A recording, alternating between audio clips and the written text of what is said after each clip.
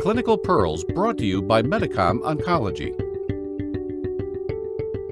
Welcome to Managing AML. I'm Dr. Alexander Perl, and today I'll be discussing the practical considerations to be aware of when prescribing midostaurin with a strong CYP3A4 inhibitor.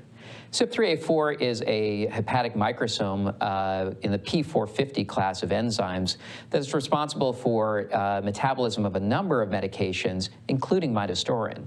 We know that when a strong inhibitor of CYP3A4 is given, the midostaurin levels will be increased, and many of the drugs that we use to treat patients with AML can have effects on CYP3A4 or are metabolized by CYP3A4. And in particular, a couple of the standard medications that are given as supportive care, such as azole antifungal agents, voriconazole or posaconazole, are strongly inhibiting CYP3A4.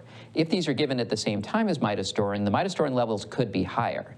Now, this in and of itself is not a contraindication to giving midostaurin, but you have to be aware that you could see more side effects from the midostaurin if the drug levels are higher. So what are these side effects that you might see?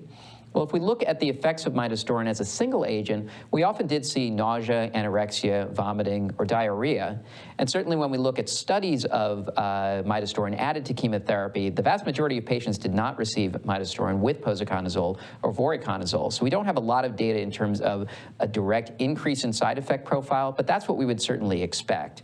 And while, again, there's not a contraindication, you do need to monitor closely for side effects of midostaurin, and primarily there'll be GI irritative symptoms that we might see. Now, again, one advantage of midostaurin in this context is it's typically only given for 2 weeks. And so even if the patient has side effects, they can be managed, and usually this doesn't affect the ability to give the midostaurin at all. And usually you can kind of ride the patient through with supportive care, antiemetics, fluids, antidiarrheals, and those agents will allow you to continue to give the patient optimal therapy. Thank you for listening.